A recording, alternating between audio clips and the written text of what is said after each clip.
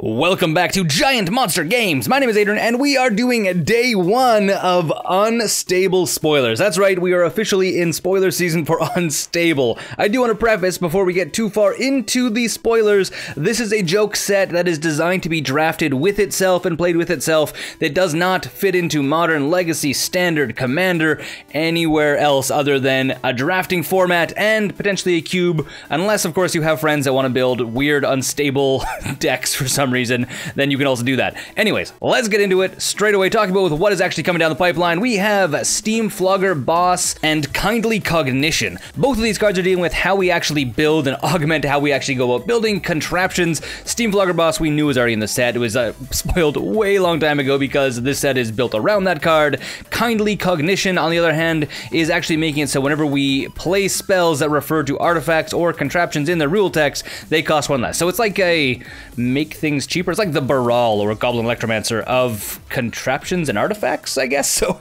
but it's not actually referring to artifacts specifically it's only referring to if they're in their text box. So this is a really weird one. This is a really weird card. Anyways, you're gonna find ways of using this because there's a ton of artifacts in this deck because most, if not all, of the contraptions are artifacts. So that's super important, and most of the things that build them are also artifacts or refer to artifacts in a lot of ways. The cards that actually build contraptions, though, we have a whole bunch of them, and they're probably the least interesting thing that came out today, so I'm gonna get rid of them right away. We're gonna cover them. First one is Aerial Toaster. Second one is Finders Keepers. The third one is Steam Flogger of the Month.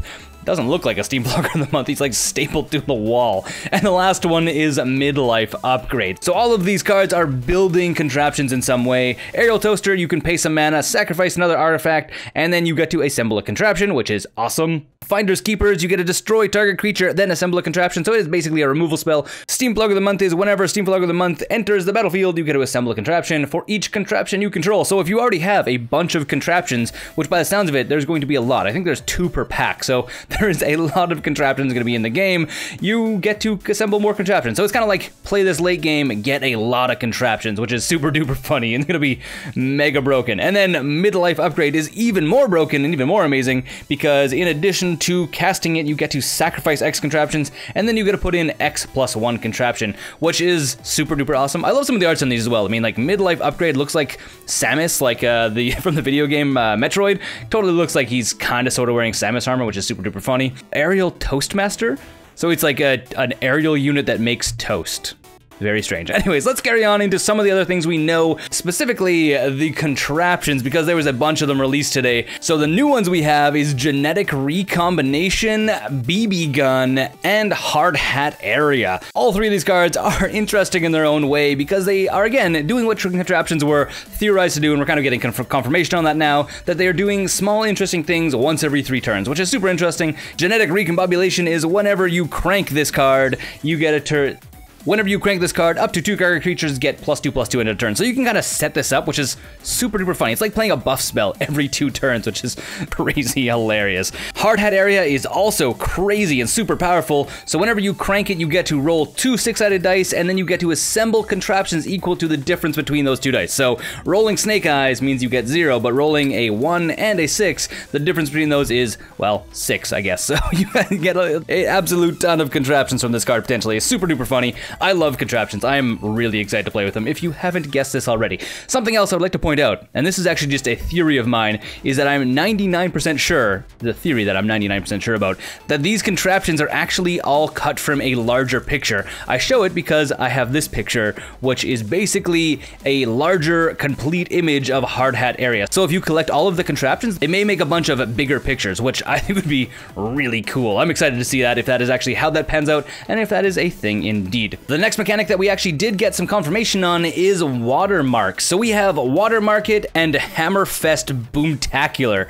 That is an amazing name. Both of these are referring to watermarks. So if you can see on Hammerfest Boomtacular, it has in the text box a little bit of a watermark describing that it is a part of a specific clan or part of a specific genre of some sort. So these are on all kinds of stuff. So in Ravnica, you had all the guilds that were all part of on cards. In Khans of Tarkir, you had all of the different clans. So like you had Jeskai and Abzan, and all those had their own little watermarks as well. So this is referring to those. If you're building a cube with these cards, this is something that you can totally normally play with. It's very, very strange, but also very, very fun. Also, I would like to point out really quickly as well that on all of the contraptions, we actually have those symbols in the bottom right-hand corner is referring to a watermark. So that is something to keep in mind down the road. And anyways, getting into WATERMARK and Hammerfest Boomtacular, both of these are doing stuff referring to the watermarks, as you might guess. WATERMARK gets to create 2 colorless mana, which can be spent on spells of this specific watermark, or spells that have watermarks, actually just in general. So probably like 50%, if not more, of the cards will actually be able to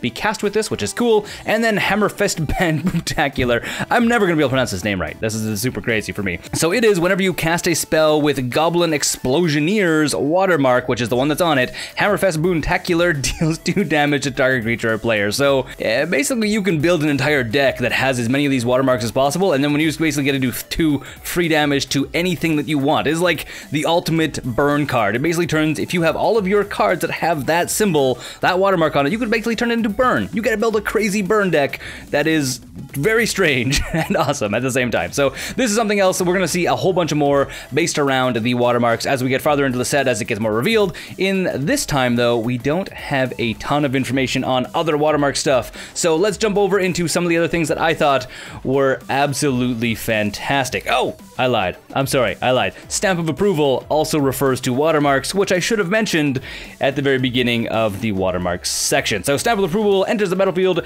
choose a watermark. Creatures you control with the chosen watermark get +1/+1. So it's basically a buff spell for specific watermarks, assuming you're playing creatures with the watermarks, not just spells with the watermarks. So that's kind of fun. Carrying on into the cards that I think actually are really interesting, and these next 3 cards, which is only 3 left, are the cards I think that is going to make this set an absolutely amazing set, and why I'm excited for it. Hangman. So this card, let me read it for you and then I'm going to explain what it actually does. So Hangman is a human villain, so it is a villain creature type, which is funny. And it is, as Hangman enters the battlefield, secretly note a word with 6 to 8 letters, so you probably should write that down. And then any player may pay 1 generic mana. Target player who doesn't control Hangman guesses the noted word or an unguessed letter in the word.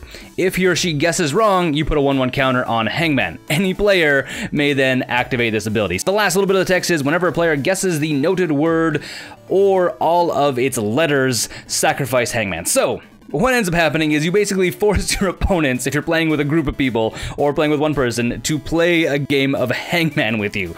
That's right, like a sub-game of Hangman that is happening to affect this creature, which is really funny. So, and the best thing is, it's not actually the same as Hangman. You don't actually write in the letter or show them the letter. If they say, is there an E in it? You get to say, yes, there is at least 1 E. So that is something that then they have to write down, okay, there is an E in this word. They kind of have to eventually go through and guess either all 6 to 8 letters, and you actually, I think, would have to say if it's 6 or 8 letters.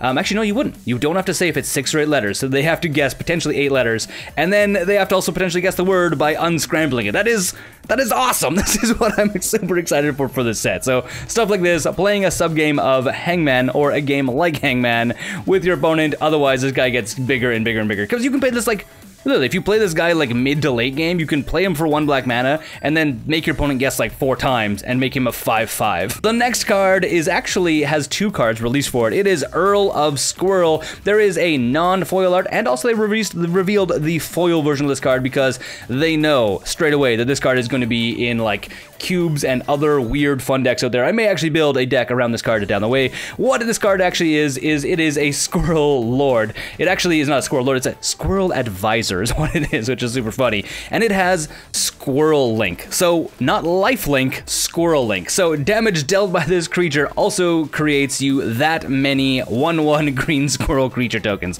So it is a squirrel that then creates even more squirrels.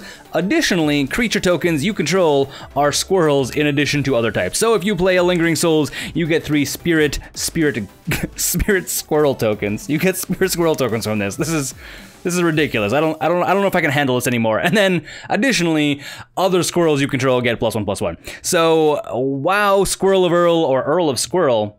is very, very powerful. I want to make a squirrel deck. I want to make like a joke, play with your friends casually squirrel deck with this card because it is amazing. Okay, I have saved the best card of the day for the last card. Now you have to stick with me. It is called Summon the Pack. This is probably the most insane, amazing card, and I just want this card. I want to own this card. What it does, if you ever heard of a booster tutor, this takes it to an entirely another level. So what you get to do when you play this card is you get to open a sealed magic booster pack. So you gotta go out and be like, I'm gonna go get a Cons of Tarkir pack, or I'm gonna go get like an Amonkhet pack, or Hour of Darkness pack, whatever you want, or Modern Masters pack if you really feel like it. And then you get to reveal the cards. You open it up, reveal the cards, and put all creature cards revealed this way into the battlefield under your control.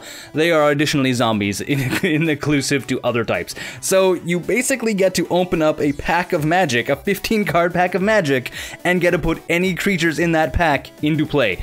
That is amazing. That is, oh my god. I am so excited to play this set. I can't even explain to you how excited I am to play this, because it's the cool mechanical stuff like this that makes it super crazy interesting. I can't even explain to you guys how excited I am. You probably can hear this. So anyways, I'm gonna stop talking about this set. Tomorrow morning I will do another video, and then I'm gonna be releasing videos in the morning for the first little while, and then probably Thursday I'll start doing the evening as well, as we kind of wrap up the rest of the cards. Until next time though, my name's Adrian, this is GiantMonsterGames. Subscribe if you want to see more videos just like this one, and until next time, keep it weird, and don't forget to game like a giant monster. This video was made by all of the supporters over on Patreon. If you want to support the channel and see more videos just like this, please head on over. There is a link in the description below this video, or by clicking on the video itself, and join us in the madness that is GiantMonsterGames Patreon.